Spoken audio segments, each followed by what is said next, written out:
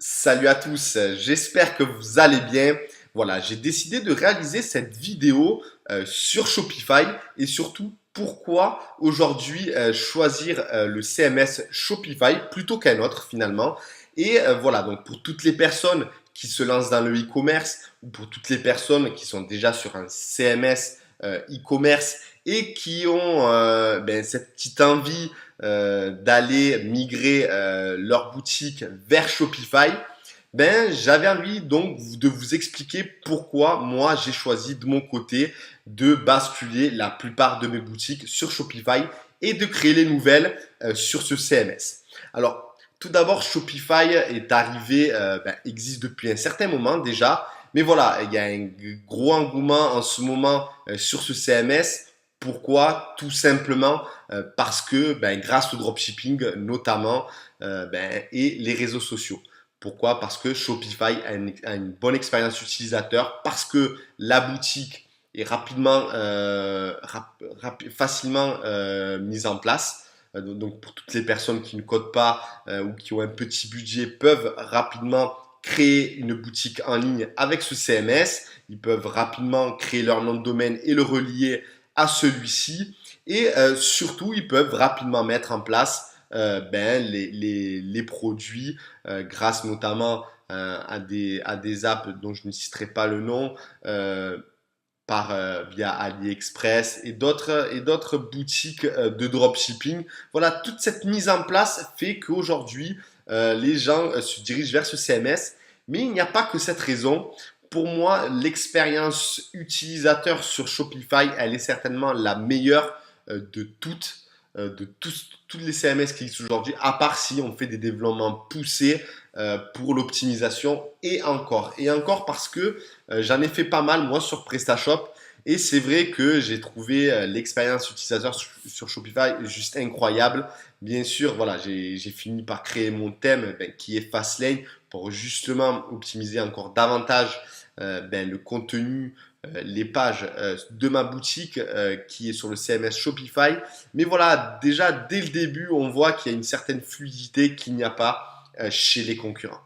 Ensuite, clairement, le frein que j'ai eu moi vers Shopify au début, c'était le budget. Pas parce qu'il fallait payer un abonnement par mois, parce qu'encore une fois, ça peut être problématique, parce que c'est vrai que moi, déjà à la base, j'aimais avoir ma boutique, vous savez, en dur sur mon serveur, elle m'appartient. Voilà, en fait, pour moi, le système de location qu'il y a chez Shopify, voilà, ça me plaisait moyennement. Mais je me suis dit aujourd'hui, pourquoi j'utiliserais pas un CMS finalement qui me ferait gagner plus d'argent et qui me coûterait au final moins, du moins j'allouerais moins de budget dans les développements.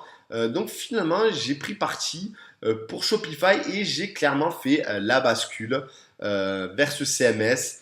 Que ce soit pour l'expérience utilisateur comme je l'ai indiqué, autrement dit le parcours client, parce que l'expérience utilisateur, c'est voilà, qu'on appelle UX, voilà, est extrêmement important aujourd'hui parce que je considère que les clients d'aujourd'hui, ou du moins les visiteurs de votre boutique, sont des zappeurs s'ils ne trouvent pas rapidement ce qu'ils cherchent ou s'ils ne trouvent pas rapidement ce qu'ils cherchent, ou du moins à partir d'une pub qui ne trouve pas rapidement, du moins correspondent pas rapidement à leurs besoins, ils zappent. Ils zappent et ils se tournent vers vers un autre shop ou bien vers la concurrence ou encore sur des marketplaces pour aller vérifier les prix comme chez Amazon. J'imagine que vous le faites également. Voilà, donc c'est vrai que pour moi aujourd'hui l'expérience utilisateur, c'est pas qu'elle prend le dessus par exemple sur le SEO, mais clairement ça a un très très gros facteur parce qu'aujourd'hui avec les réseaux sociaux, il faut que ça aille très vite, encore une fois. Je préfère le répéter que de ne pas le dire. Et voilà, le frein que j'avais, donc c'était le budget, le chiffre d'affaires que prenait Shopify sur vos ventes avec le budget mensuel et le fait que surtout la boutique ne vous appartienne pas. Et le deuxième point noir, clairement, c'était le SEO. Le SEO, voilà, c'est vrai qu'il est très compliqué aujourd'hui avec Shopify d'optimiser sa boutique.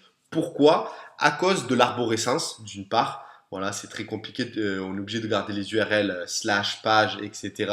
On ne peut pas faire plusieurs niveaux comme nous, on le souhaite. Mais également parce que Shopify a un seul IP. Donc compliqué de dire à Google que voilà, mon site c'est le meilleur par rapport à toutes les boutiques qui existent déjà avec Shopify. Voilà, c'est clairement les deux points noirs. Mais aujourd'hui, je suis passé au-dessus de tout ça parce que j'arrive déjà avec les tests qu'on effectue avec toute l'équipe, notamment sur mes shops, mais aussi avec des shops que j'ai avec des partenaires et des associés. On commence à avoir de réels résultats avec ce CMS. On arrive parfaitement à se positionner sur des petites et moyennes requêtes et sur des requêtes longue traîne. Mais c'est vrai que pour les grosses requêtes, on est en train de se tâter et voir. Et clairement, c'est pour ça qu'on a eu l'idée de mettre en place les tunnels de vente avec Facien, etc. Mais ce n'est pas le sujet d'aujourd'hui. Mais voilà, clairement, pour moi, le combat que j'ai avec Shopify en ce moment, c'est de créer de vraies pages de contenu. Et on est en train de le faire, même si je vous recommande, si jamais vous voulez vous référencer sur des requêtes particulières et qui est liées à votre activité, de créer dans un sous-domaine un blog ou une série de pages en créant des cocons, etc. avec WordPress que vous placez dans un sous-domaine. Et voilà, c'est ces pages que vous allez ranker dans le moteur de recherche et que vous allez y placer des CTA vers votre shop. C'est ce que je fais, ce que je faisais également sur PrestaShop, même si j'avais des URL qui se positionnaient dans les moteurs de recherche. Et c'est un peu moins possible avec Shopify, mais cela est possible et on y arrive de plus en plus avec ce qu'on met en place avec les apps, avec Fastly. Voilà. Les inconvénients, donc c'est l'IP, c'était un peu le SEO qu'on est en train de résoudre.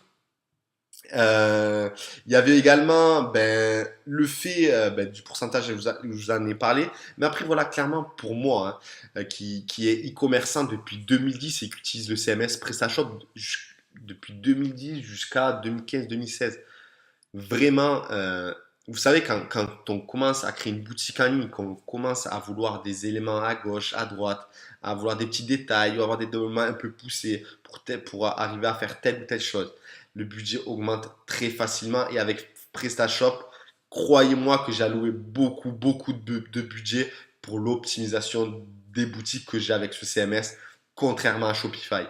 Finalement, je m'y retrouve grandement parce que il y a le protocole SSL installé par défaut, des performances énormes qu'on a dès le début, dès qu'on commence notre boutique avec ce CMS et c'est juste incroyable.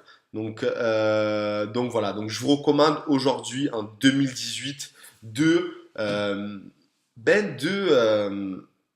de vous diriger vers ce CMS. Pour moi, c'est la meilleure solution aujourd'hui. Je ne dis pas que ce sera la meilleure demain, mais je pense qu'elle a encore de très belles années devant elle, devant lui du moins. Et je voulais aussi vous parler des apps.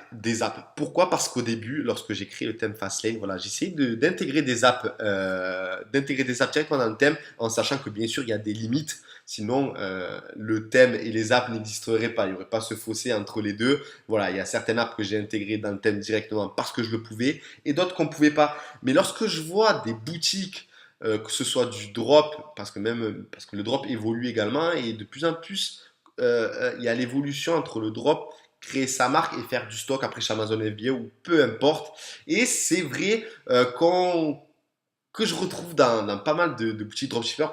Je vais pas me mettre tous les dropshippers contre moi parce que j'en fais depuis un an maintenant, j'en fais beaucoup pour des tests notamment.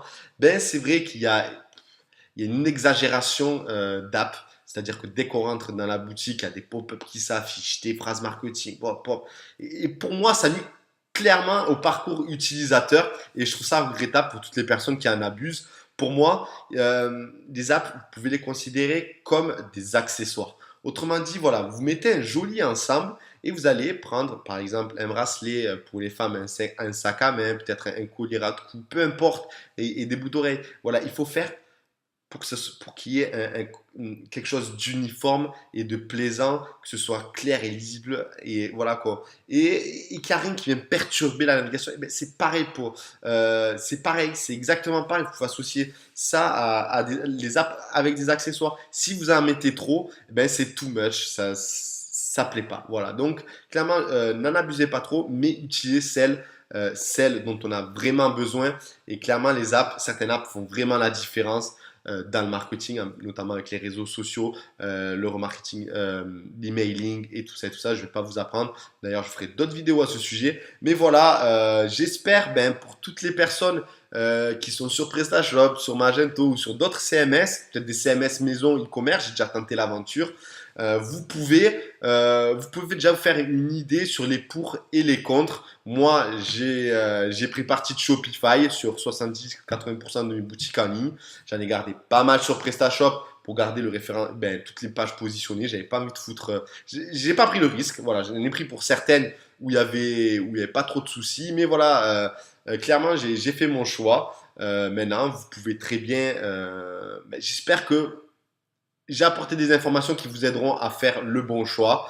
Voilà, donc ce sera tout pour cette vidéo. On se retrouve très vite de toute manière dans une prochaine et je vous dis à plus tard. Bye bye.